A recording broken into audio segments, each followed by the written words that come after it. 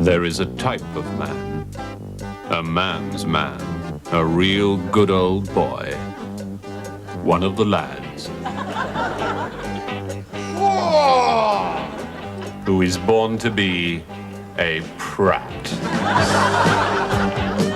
How many did we have last night then, lads? 8, 9? And the rest. An intensely annoying, Now, Wally will tell you that I never hit a bloke unless he's out of order. utterly contemptible, Pink tie, Wally. Backs to the wall, lads. Wally's on the turn. Iffy, iffy. human disease.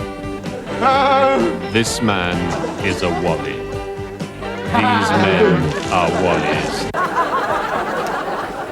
Hello, Wally. Here, Wally. Where's Wally? I'll show you. What? Any of you boys got the time? If you've got the energy, Mrs. W. Now, how you lads think these things up? Here, we're really great, we are. Terrific. We're brilliant, us. Magic. Anyone says different and we'll have him. Here, Wally.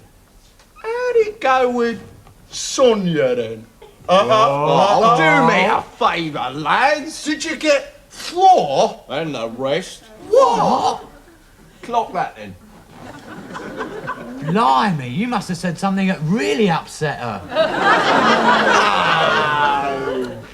thought you lads might like some brute. Cool. Thanks, Mrs. W.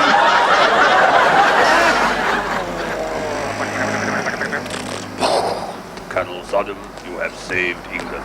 Oh, thank you, Your Majesty. Sorry. My fault entirely.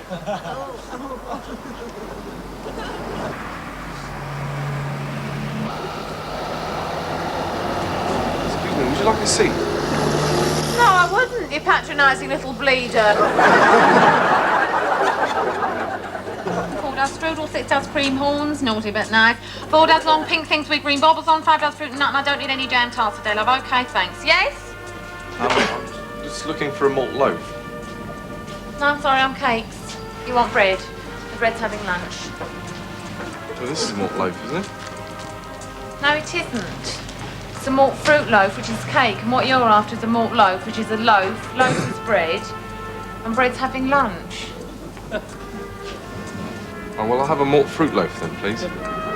What makes, sunshine or harbo? Sunshine And sounds... you got harbo. Right, I'll have harbo then, please.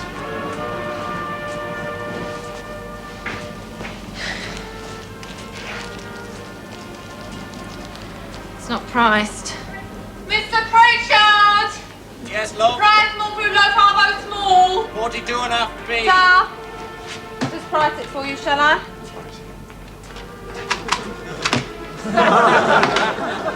Oh, it's a bit smudged. Thanks.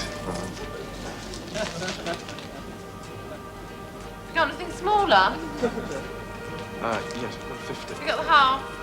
No. You got the 2? No, I've got a 5. Well, that's no good, is it? A 5.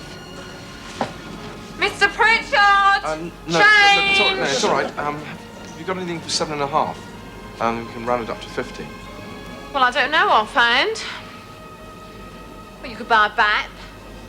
A floury bap. Baps is 7.5. Right, well, I'll have a bap then, please. Baps is bread. Bread's having lunch.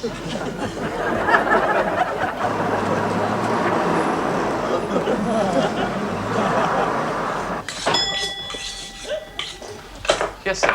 Yes, I want a leg of pork, please. This do you, sir? Yes, that's fine. Good. Anything else, sir? Yes, have you got carry on up the jungle? Yes, sir. Splendid. It's 137 minutes, sir. Oh, that's far too much. There's only 3 of us. Just take something off the end, would you? Certainly, sir. Thank you.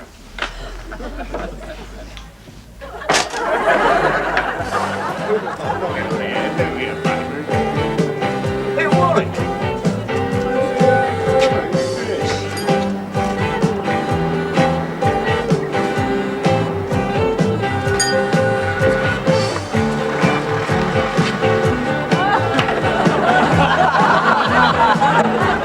Wallies earn their living on television, appearing in advertisements for lager beer.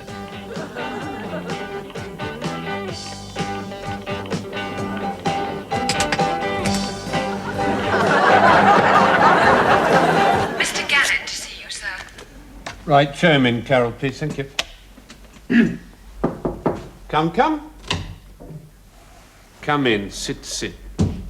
Sorry to drag you away from your desk at this time, Gannett, but there were one or two areas I wanted to raise. How long have you been with industrial carbofluids? 17 and a half years now, sir. 17 and a half years. So you're pushing what, 37, 38? 38 today, in fact. 38 today? Yes. What career had you in mind? Well, I'd rather envisage staying here, sir. Till I retire. Yes. Never thought of stretching your wings, eh? Flying the coop? Gannett? Well, I'm more than happy here, sir. As are we all, Gannett. As are we all. Do you mind if I call you Gannett? No? Good. Well, I won't mince around the bush any longer. Carol, thank you so much. Just pop 'em down there, would you, dear? Thank you. Do you know she's the best secretary I've ever had on this floor? I'll tell you something, Gannett. I won't be getting rid of her in a hurry. Oh, good. So, what do we pay you these days? £7,500. Pounds? Yes. £7,500 a year. Managed to get by on that, do we? Well, you know, these are difficult times. God knows you're right, Gannett. We all feel the pinch. Yeah. How would you react to a cut in salary, though? Well, obviously I wouldn't be too happy about it, No. but, you know, it's for the good of the firm. Yes. So, what would you say to a cut in salary for the good of the firm, a figure from the air, £7,500 a year? Somewhat harsh. Yes. You see, my board have asked me to reduce staff by 50%, Gannett. Now, where do you think that leaves me? Without me, sir. Go and look at it my way, Gannett. Redundancy isn't all gloom and despondency. There are schemes. God knows there are schemes. Time to do all those jobs around the house. And socialising. Do any of that? Well, you know, the odd party. Odd? How odd? You don't dress up as a bird, do you, Gannett? Well, let's address ourselves, shall we, to the terms of your redundancy. Obviously, there's a fairly handsome cheque in the post for you, which is probably where it'll stay. No, I'm just being silly there. There's no cheque at all. Some of the boys in retail had a bit of a whip round, see if they couldn't get you something, but since you're not too popular around here, we didn't raise anything. I dipped in, though, and got you this. I hope you like it. It's a book. Oh, thanks very much. Not at all, not at all. Due back in a fortnight. So, many thanks, Gannett. And if there's anything you need, anything at all, please don't think about it. Excuse me. Hello? Ah, Leslie. Yes, nice to hear from you.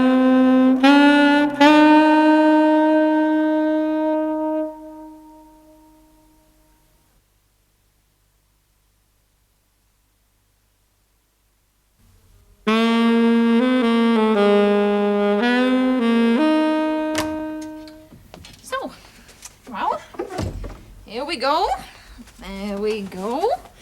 So, Roger, I expect this is your first night in student digs, is it, love? Huh? Well, actually, it's my first night away from home anywhere, actually. Is it, dear? Oh. Well, look, I've made you a nice hot drink to settle your tongue. Would you like a hot drink? Ted and I always have one before we go to bed. A hot drink, that is. Take your notice, Roger. Ted's only teasing. We always make love as well, of course, but you can see that for yourself. Oh. Roger, that's a nasty sore patch you've got on your lip there. I hope this hot drink isn't going to be uncomfortable on your sore patch, because it really is a very hot drink, and that looks like a very sore patch, so you better blow on it first. The hot drink, that is. Take no notice, Roger. Ted's only teasing. Of course, you can blow on your private parts as well, if you so desire, but on second thoughts, Roger, blowing might crack that sore patch. You know how inflexible they are. Ted, blow on Roger's hot drink for Roger, save him cracking his sore patch. Excuse me, do you think I could have a sip? Who are you?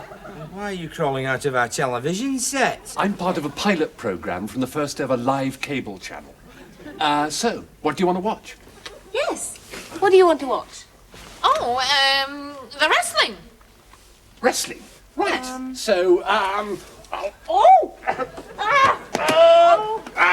Ben-Hur! Look, I thought you wanted to watch the wrestling. I was enjoying the wrestling, Ted. Well, let's put it back to the bloody wrestling then. I do wish you two would make your minds up. Right, wrestling. Or a bit of comedy. No, Ted, think of Roger. If he likes, he might crack his soul patch. Oh, Roger, are you enjoying your hot drink, love, eh? Yes, thank you very much, Mrs. Country. Well, Roger, first day at college tomorrow. A big day for you. Yeah. Look, is anybody watching this? Or shall we have it off? You see, Ted? And that's what cable brings into the home. Oh dear, oh dear, oh dear.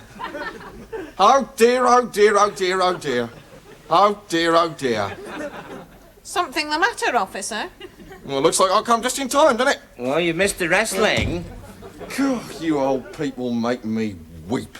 We're not old. Oh, you've only fallen for the old cable con, haven't you? Eh? Couple of plausible villains crawl out the cable socket in your wall, emerge from your telly, you take them on trust, don't even ask for a test card.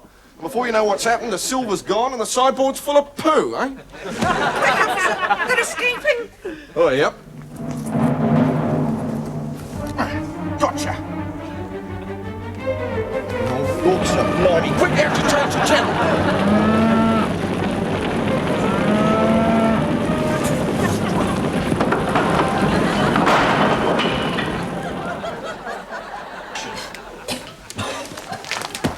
You were right. Cable television will undermine the very fabric of our home. Oh, look. Roger's cracked his soul patch. Hey, lads, you fancy a takeaway? Yeah, all right. Sound like me. I could murder this. I could eat a box. You should be so lucky.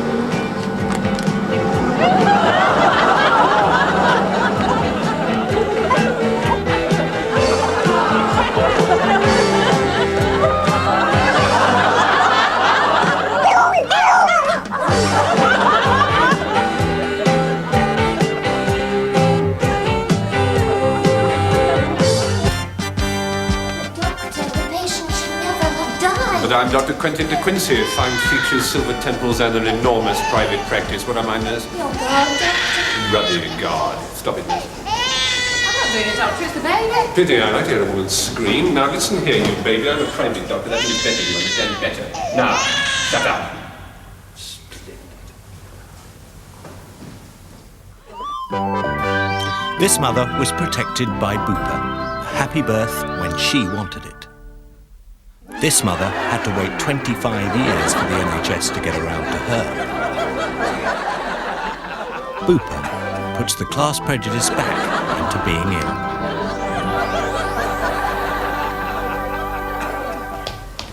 Oh, let me have your baby, Doctor. Don't be absurd, nurse. Even if I had one, you think I'd just give it away? Oh, but we all want to know you, Doctor. All the nurses do, even the male ones. Right now, Mr. 100% Cotton. Your mother mustn't have a sense of humour. What seems to be the trouble? I don't feel well, Doctor. And damn lucky for you, you don't. I won't tolerate time wasters. We have to see his passport before we can proceed, Doctor. That's a damn topical remark, nurse. Somebody's on the ball. Ah. Don't look at the photo. It's very embarrassing.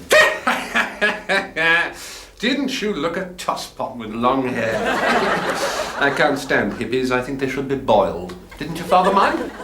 He's past minding anything now. Nah, gone on to a better place, has he? Oh, he's dead. Oh, I am sorry. No, not nurse, just saying that.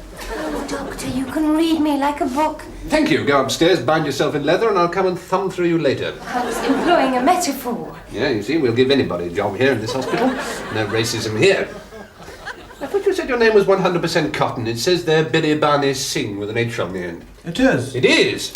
No, I think I'll just call you Chicken Curry. So really confusing. I'm sure you'll understand that remark is meant in the best possible taste. Right now, Mr. Curry. What seems to be the trouble? It's my leg. Everybody's a ruddy expert these days, aren't they? Been watching Tomorrow's World, have we? It's your head, man. It's bandaged up like an Egyptian mummy. I'm a Sikh doctor. Well, I realise you're a Sikh man, or you wouldn't have been here. Why are you talking Italian, miss? That's the largest cervical cancer I've ever seen. And now we devote the rest of the programme to a filmed report on the current festival of Eurodance at the Body Shop part of Peterborough's new workplace and day centre. One of the most exciting groups to have emerged is the Strom Theatre Dance Theatre from Strom, under the direction of the much-noticed Padura Copa-Sangue. Ranulph Whiteshaft managed to catch up with them in rehearsal at the happening space of Peterborough's new Community Care Centre. We talked first to Peterborough's complex director and arts amenity administrator, Simon Newby. Does he see this visit as being a shot in the arm for Peterborough's cultural expansion? Yes, surely we were all very excited when the chance arose for the Strom Theatre Company to come and share our facilities during the period of the festival. I like what they had to offer me. They like what we had to offer them. And I was able to turn around to them and say, yes, look, we can do business here, all right? It's something new and exciting in Peterborough, certainly. Not that Peterborough needs anything new and exciting, no way. There's enough that's new and exciting in Peterborough to keep us all off the streets for many a good long year.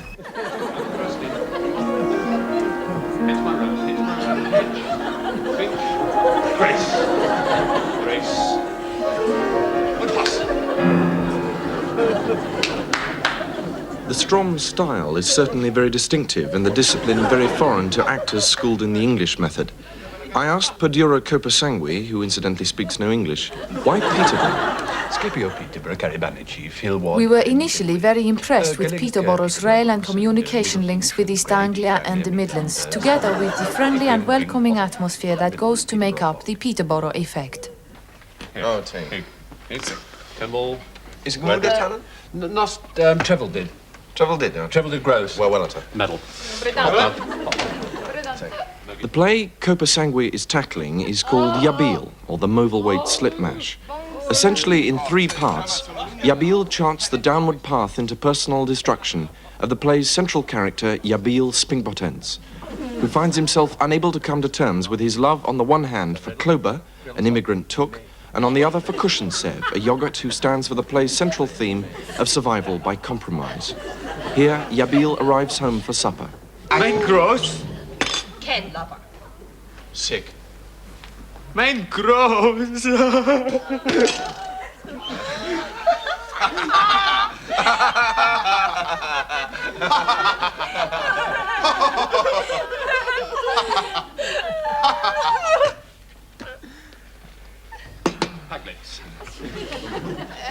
Librea Mooney has been with the Strom Company for more than 12 years. What does she feel that Yabil has to offer a British audience? Bollocks. Peterborough is a symbol of cultural growth. That is why we are here. Main gross. Main gross. Main gross. A lot to offer, certainly. But how do the people of Peterborough react to the new dramatic discipline that the Strom Theatre embodies? Simon Newby. Even now, we are finalising preparations for our own tour in the autumn of Strom, when we'll be presenting them with our Rumpelstiltskin. Though, of course, as you probably know, Peterborough is twin community, not with Strom as such, but in fact with Hevel Spending. And are the facilities over there on a par with those here in Peterborough? Ranulph, I could talk to you all year about Peterborough's community.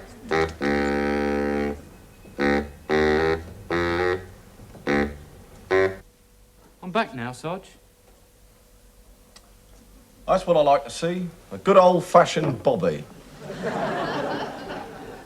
All right then, son, let's go over this again now, shall we? You were in a pub. Yeah, and there'd already been a certain amount of iffiness over who was going to buy the drinks. Oh, yes. Well, we both wanted to pay, see?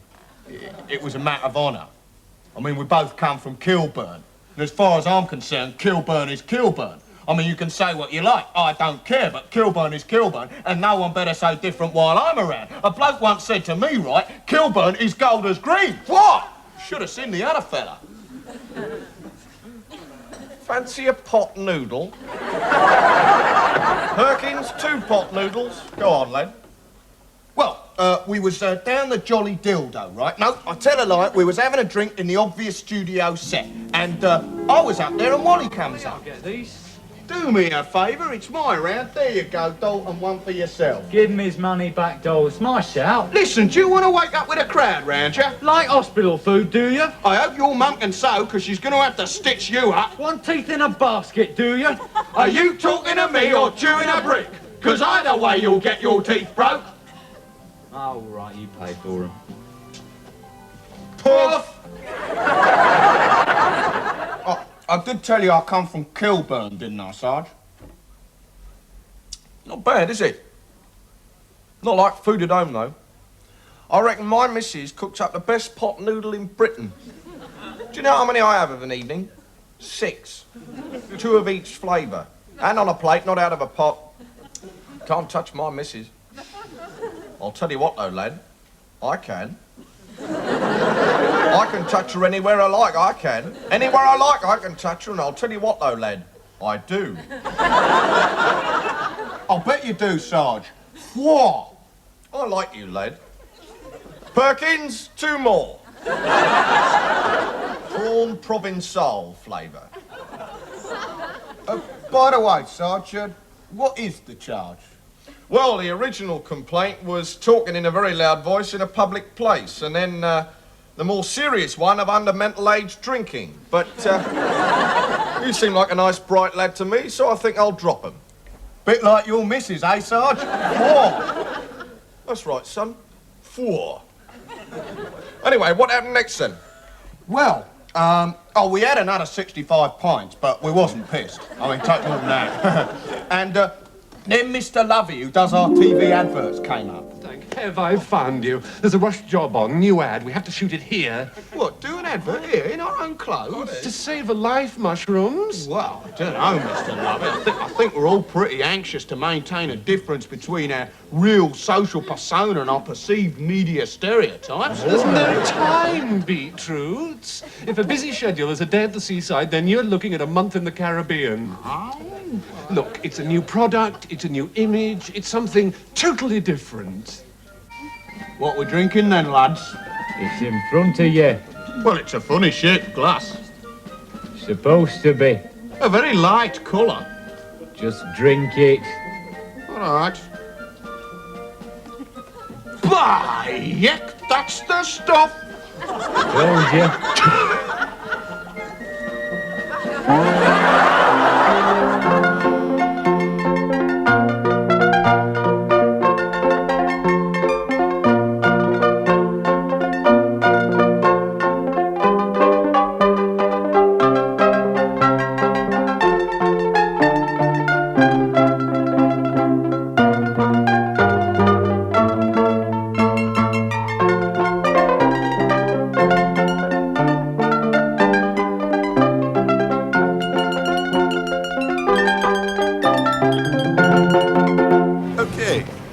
£1.50. So, if you take that off the £25, that means you owe me £23.50. Hey, congratulations, you just got yourself a great insurance policy. This man is an insurance salesman, or bastard. Hi, I'm Peter. Oh, hi, I'm Peter. You've bought the policy, now see the film. Claws. The horror of a community terrorized by a killer bastard.